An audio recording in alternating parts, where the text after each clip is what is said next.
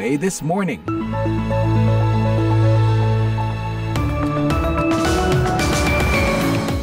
Hai, selamat pagi. Welcome to VOA This Morning bersama saya Rifan Dwi Astono yang bersiaran live dari Studio 17 VOA di Washington DC, Amerika Serikat. Apa kabar? Semoga kabar Anda baik ya. Hari ini di Amerika orang-orang lagi merayakan Hari Libur Nasional Juneteenth. Ini adalah hari untuk memperingati pengumuman penghapusan perbudakan di negara bagian Texas tahun 1865. Dan ini jadi simbol emansipasi ras keturunan Afrika di seluruh Amerika Serikat. Tapi kalau buat saya pribadi, ini juga jadi pengingat untuk terus konsisten melaporkan isu perjuangan keadilan rasial nih. Tapi bukan cuma di Amerika, tapi juga di tanah air tentunya. Anyway, dalam edisi hari Kamis tanggal 20 Juni 2024 kali ini, redaksi VOA seperti biasa sudah menyiapkan serangkaian berita hangat dari berbagai belahan dunia. Di antaranya, Presiden Rusia Vladimir Putin dan pemimpin Korea Utara Kim Jong-un mencapai kesepakatan untuk saling bantu jika mereka diserang.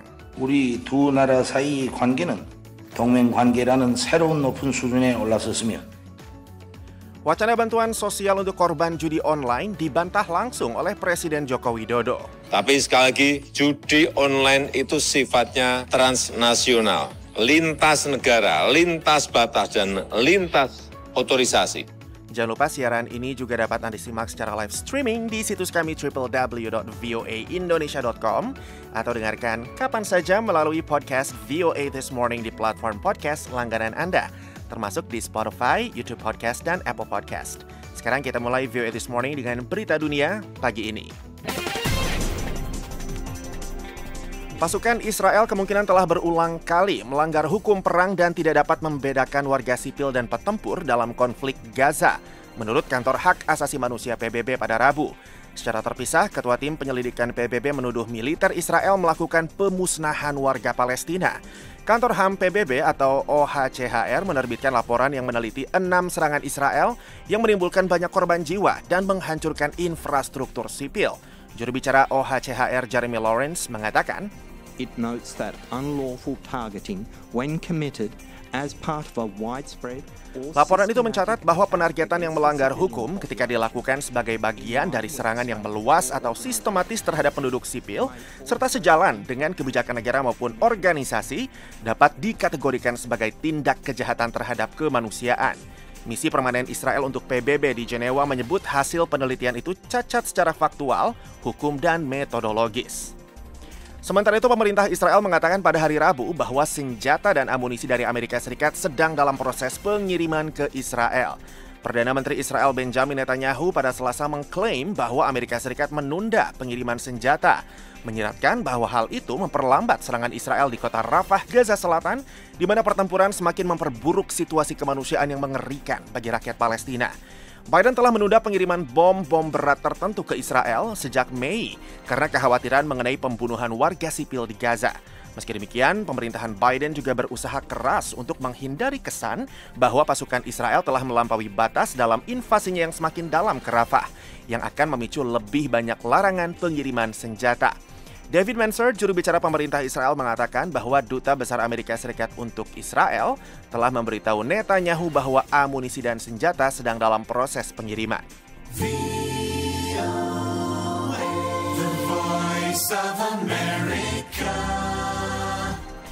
Sekelompok anggota Kongres Amerika Serikat menemui Dalai Lama di biaranya di India hari Rabu.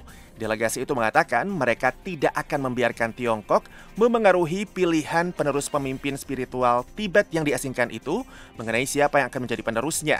Pernyataan itu kemungkinan besar akan memicu amarah Beijing. Pernyataan tersebut disampaikan ketika Washington dan Beijing berusaha menstabilkan hubungan sulit kedua negara. Sementara India mendorong Tiongkok untuk mencapai perdamaian abadi di perbatasan Himalaya yang disengketakan 4 tahun setelah bentrokan berdarah di perbatasan itu. The Dalai Lama knows that this is not true, that Tibet is part of China.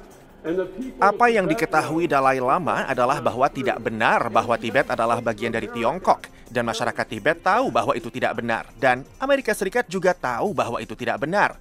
Namun saya masih berharap suatu hari nanti Dalai Lama dan rakyatnya akan kembali ke rumah mereka di Tibet dengan damai, ungkap anggota DPR Amerika Serikat dari Partai Republik Michael McCaul.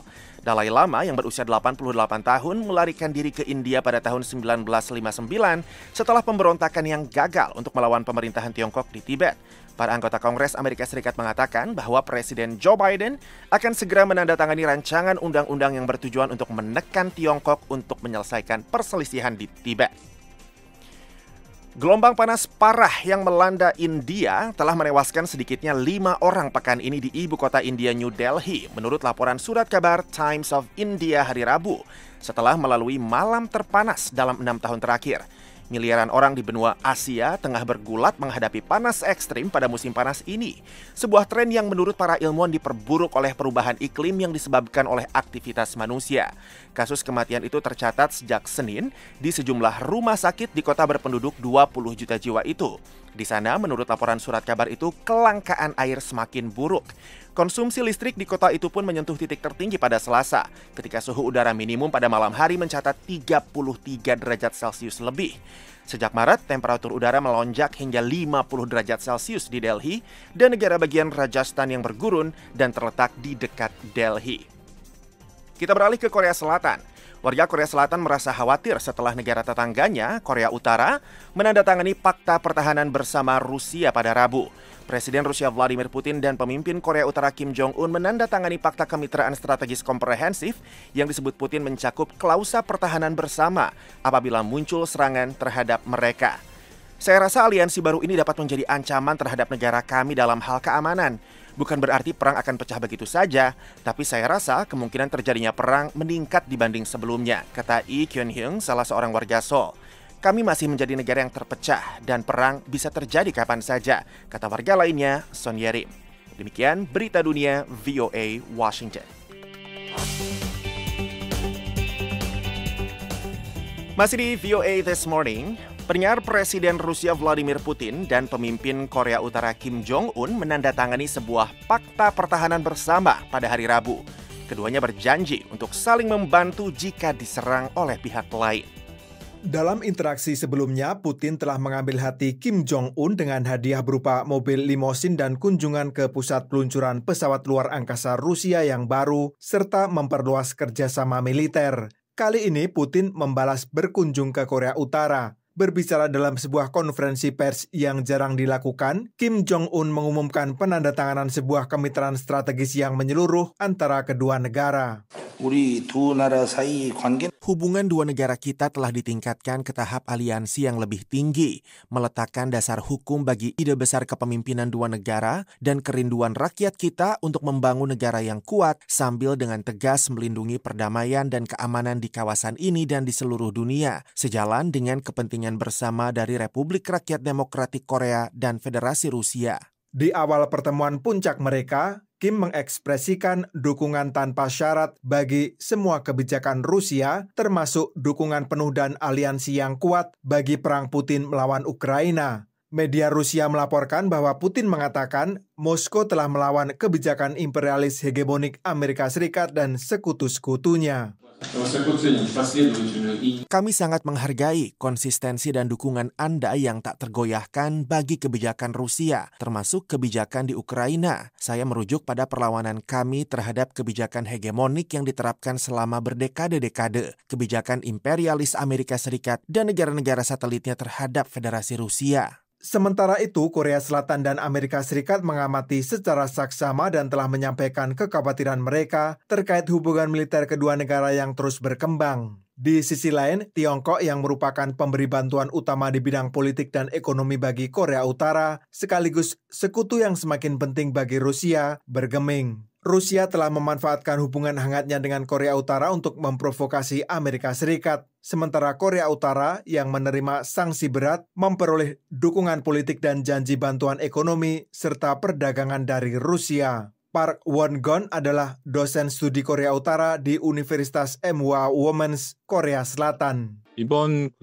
북러 정상회담의 가장 큰 것은 Poin terpenting dari pertemuan puncak Korea Utara Rusia ini adalah makna simbolisnya. Dari sudut pandang Kim Jong-un, kunjungan Putin ke Korea Utara penting untuk memperbaiki isolasi diplomatik dan citranya sebagai negara yang bandel di komunitas internasional. Saya pikir itulah mengapa dia merencanakan pertemuan puncak ini sebagai sebuah peristiwa politik besar, karena ini juga sebuah kesempatan baik untuk menunjukkan pencapaiannya kepada rakyat Korea Utara yang membedakannya dari para pendahulunya. Amerika Serikat dan sekutu-sekutunya mengatakan mereka khawatir Rusia akan menyediakan bantuan bagi program-program rudal dan nuklir Korea Utara yang dilarang oleh resolusi Dewan Keamanan PBB. Tim VOA melaporkan. CEO Boeing, Dave Calhoun, pada hari Selasa minta maaf kepada keluarga korban 2 kecelakaan pesawat Boeing 737 MAX, termasuk yang terjadi di Indonesia pada 2018.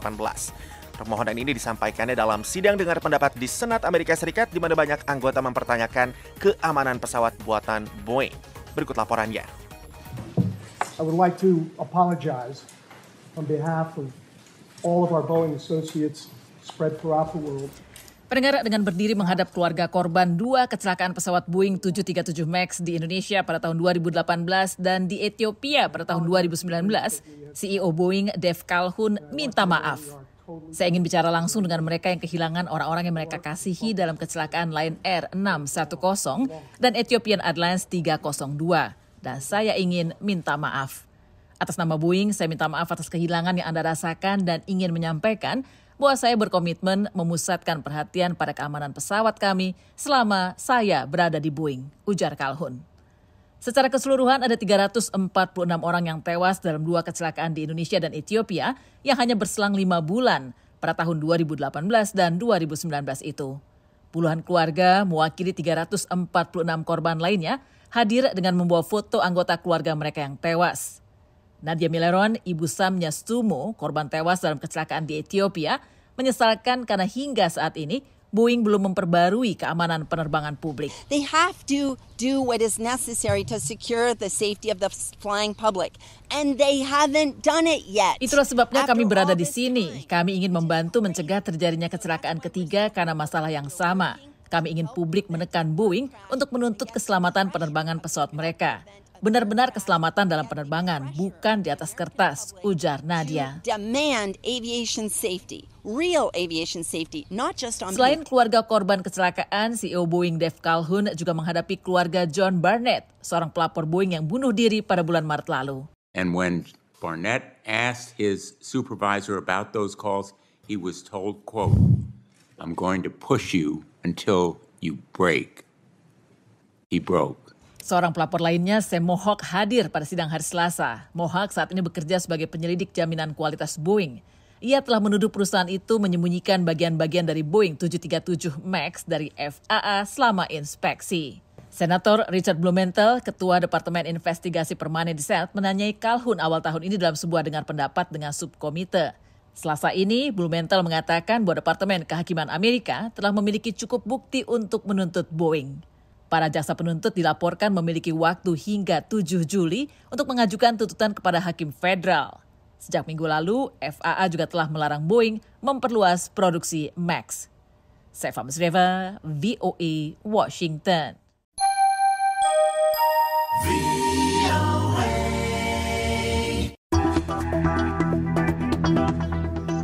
Penyiar ke dalam negeri, wacana bantuan sosial untuk korban judi online dibantah langsung oleh Presiden Joko Widodo. Gita Intan melaporkan dari Jakarta. Presiden Jokowi menepis isu yang menyebutkan bahwa pemerintah akan memberikan bantuan sosial atau bansos kepada korban judi online. Nggak ada. Berarti wacana itu sebenarnya belum terrealisasi, belum jadi. Nggak ada. Isu tersebut menyeruak ke permukaan setelah sebelumnya Menko PMK Muhadjir Effendi mengusulkan agar korban judi online bisa mendapatkan bansos dari pemerintah. Dalam perkembangannya, seperti dilansir Kompas.com, Muhadjir kemudian menegaskan bahwa yang menjadi sasaran pemberian bansos bukanlah para pelaku judi online, melainkan keluarga mereka yang terdampak. Sebelumnya, Jokowi mengingatkan kepada seluruh masyarakat untuk tidak berjudi, baik secara offline maupun online. Pemerintah, kata Jokowi, akan senantiasa senantiasa berupaya memberantas judi online. Di akhir masa jabatannya, Jokowi sendiri akan membentuk Satgas Judi Online yang diketuai oleh Menko Polhukam Hadi Cahyanto dan setidaknya 2,1 juta situs judi online telah ditutup oleh pemerintah. Tapi sekali lagi, judi online itu sifatnya transnasional, lintas negara, lintas batas, dan lintas otorisasi. Sehingga salah satu pertahanan yang paling penting adalah pertahanan masyarakat kita sendiri dan juga pertahanan pribadi kita masing-masing. Oleh karenanya saya mengajak seluruh tokoh agama, tokoh masyarakat luas untuk saling mengingatkan, saling mengawasi dan juga melaporkan jika ada indikasi tindakan judi online. Dihubungi oleh VOA, Kepala Biro Humas PPATK, Nasir Kongah mengungkapkan peningkatan transaksi judi online di tanah air mulai tinggi sejak pandemi COVID-19. Menurutnya, dengan perangkat teknologi yang ada dan larangan masyarakat keluar rumah, judi online semakin digandrungi. PPATK katanya mencatat perputaran uang yang terjadi di dalam judi online di Indonesia sejak tahun 2017 hingga kuartal 1 2024 mencapai kurang lebih 600 triliun rupiah. Dengan tingginya nilai tersebut menjadikan transaksi judi online ini lebih tinggi nilainya dibandingkan dengan tindak pidana korupsi. Hal ini katanya tercermin dari presentase laporan transaksi keuangan mencurigakan yang diterima oleh PPATK yang menunjukkan bahwa tindak pidana pencucian uang lebih banyak berasal dari judi. Itu kan pengertiannya adalah upaya menyembunyikan uang hasil kejahatan dari tindak pidana asal, di mana pada pasal 2 Undang-Undang Nomor 8 Tahun 2010 tentang pencegahan dan pemberantasan tindak pidana asal itu ada 26 tindak pidana asal, dari korupsi, judi, illegal mining, prostitusi, dan lain-lain. Yang saya maksud tadi, lebih tinggi laporan transaksi keuangan mencurigakan berasal dari judi dibanding dengan korupsi. Dari Jakarta, Gita Intan melaporkan untuk VOA Washington.